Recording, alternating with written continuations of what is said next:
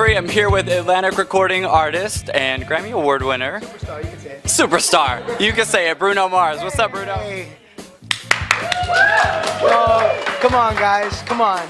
So, Bruno, we gotta talk for real. Like, Let's do it. coming off of Saturday Night Live. Oh, yeah. How you feeling? Tired. I think I left my voice there in the building. It was hectic schedule, like extremely grueling, but amazing. Like one of the most amazing things I've ever done in my life. Yeah, well, I can tell you that I was like, okay, so Bruno killed it on Facebook, and then like 40,000 people agreed. You know, so I know that everyone thought you killed it. Facebook, Twitter, it's a very hard feat to succeed. Rolling Stone said you worked it, which I'm like, oh, RuPaul works for Rolling Stone now. So Rolling Stone said you worked it. The Huffington Post said you stole the show. The Huffington Post. Huffington Post. Well, I read them daily. So it's unanimous, though. What I'm saying is everyone's saying that you totally killed it. And, you know, not that we didn't think you had it in you, but it's very rare when someone kills it on the level that you killed it on. Thank you, man. Thank you. However, I gotta be real with you. Let's hear it. Okay? Let's hear it. There's all this hype. All the media saying, yeah, he killed it. He was great. He was the best host ever. So people have compared you to Timberlake. People compared you to Mick Jagger because he's the only other host and musical guest that could bring it in that way.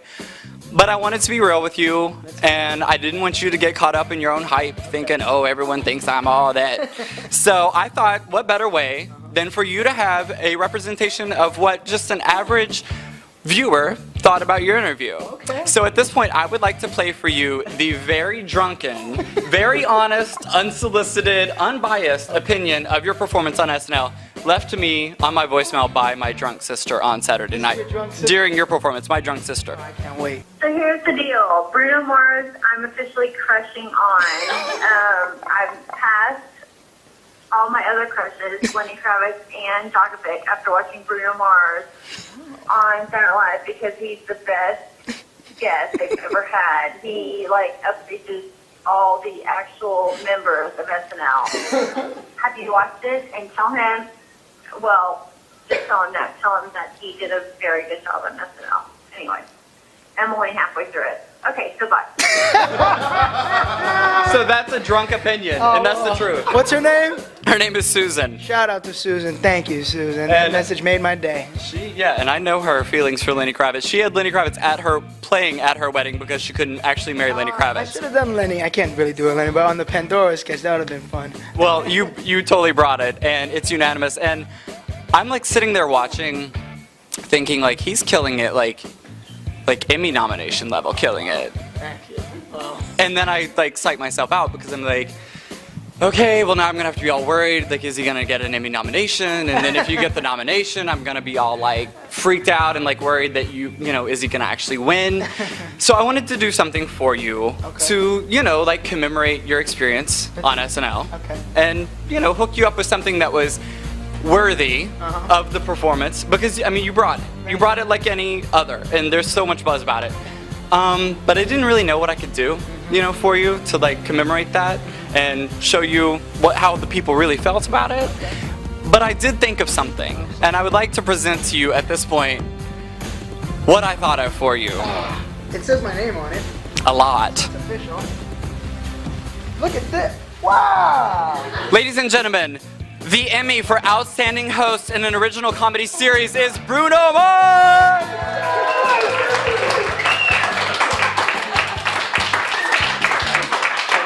I don't know what to say. I don't know what to say. I mean, look at this. Well, we'll take care of that. So, the real story is I stole that from Betty White. I used to water her plants. Yeah, I used to water her plants. So She told me it was real Emmy. shady. I got fired, whatever. This is what an Emmy feels like? But I took that before I left. And we can fix that at Cash for Gold. Yeah, They do like please. engraving, they do everything. So, we'll get that taken care of. But ladies and gentlemen, Emmy award-winning, Grammy award-winning Bruno Mars. I don't deserve to be here. I don't deserve to be here. I didn't want to wait, you know, and I feel like the Emmy committee, like they might get all pissy because they're with like the rules and the this and the that. So just keep that on the DL, okay? This is cool, man. Does it look good? It looks good on you. I'm gonna make it a chain. Oh yeah, do a little bling. That's great. Bootleg Emmy. A bootleg Emmy. I know a guy in Chinatown. He does Oscars, Emmys, Tonys. He does whatever you want. So that's for you. It's something to look forward to, something like that. Yeah, Huh? well, you just got one. Look forward, what do you mean? Be grateful for the ghetto things that you've got. Not getting this back. Oh no, she doesn't need it back. She has like Emmys dating from the 40s. So she's totally. Did you have fun doing SNL? Man, I don't think it's so hard. I knew I had to do an interview today, and I was pretty sure people were going to ask me questions about it. You can't explain what goes down there until you actually live it. I mean, I could say the monologue was written 5 minutes before I go on stage. The Pandora sketch was written that on Saturday. Really? Yeah, like you know, because it really just starts. All their sketches starts with ideas, you know, and you go in there and you start.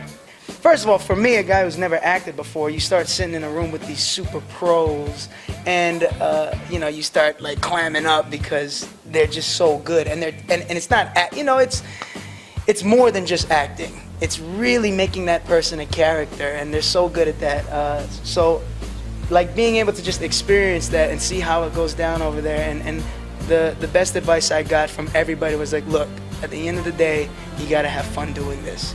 Because if you're using this SNL thing to try to be an actor and you think that you're going to do some kind of award-winning performance, then you're in the wrong spot. You need to know going in that you're going to mess up a bunch.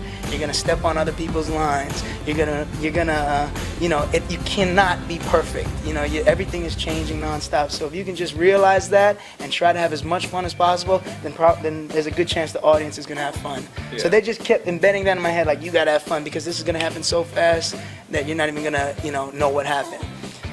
Everyone was so nice over there, and I cannot believe, I don't know why they asked me to do it. You know, I have no. Now we see why. Yeah, but no one did before. So special thanks to everybody over at SNL for giving me the opportunity to do that, and I really want to thank the Academy for this.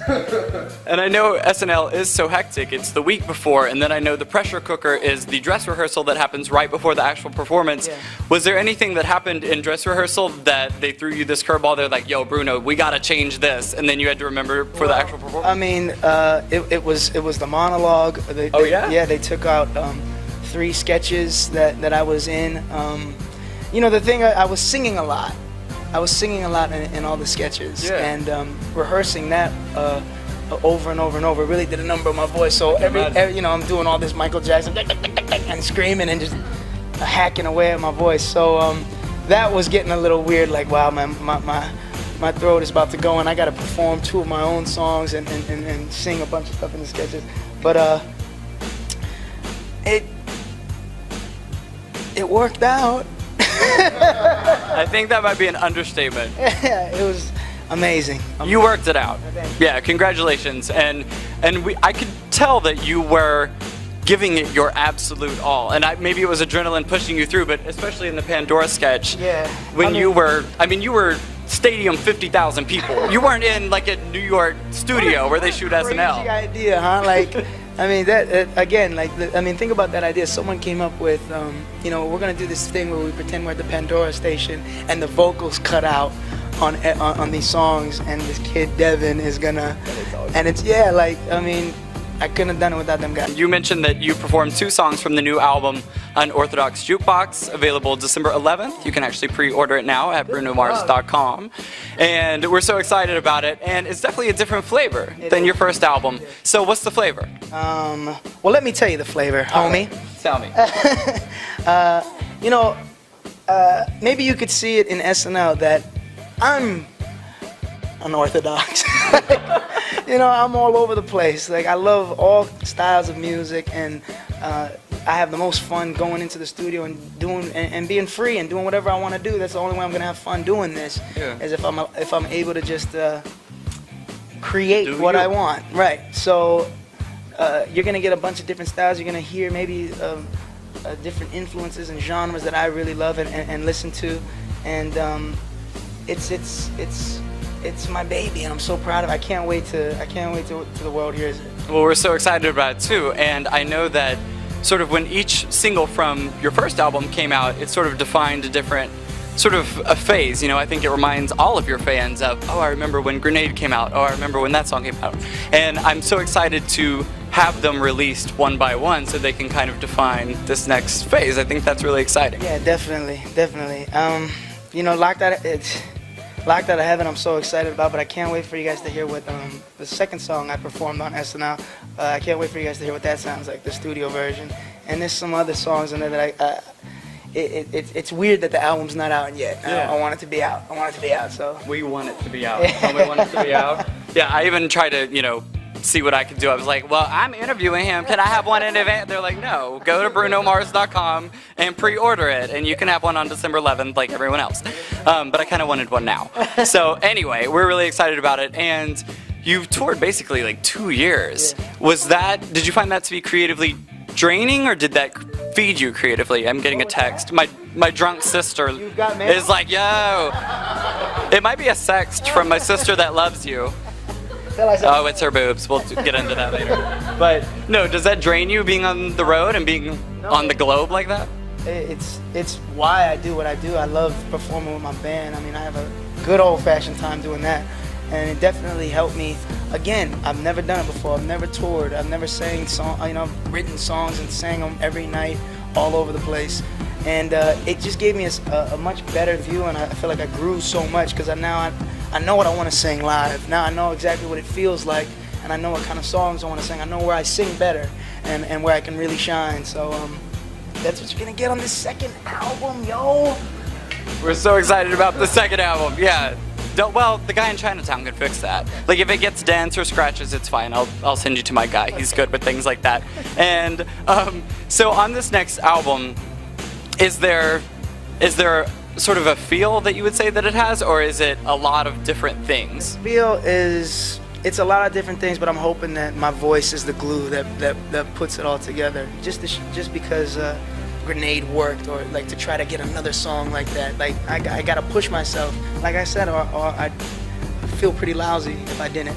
So I'm pushing myself to experiment with new sounds and to keep it exciting and fresh for the audience and for the fans. Well, and I think you hit the nail on the head talking about it's your music and it's your expression, and I think that's what sets you apart, especially right now. I think that people really appreciate the fact that you are such a talented musician and that you have a vision and you go for it and you're not relying on maybe some of the things that a lot of other people do. At the end of the day, if you know, it's got to be me, or I shouldn't be doing this. So if I just want to make sure that I feel like I put my best foot forward, and I'm extremely confident in my songs, and no matter what happens, I could feel like I did my best. So if the audience doesn't like it, it was like, well, at the time, this is what I felt like was hit home for me.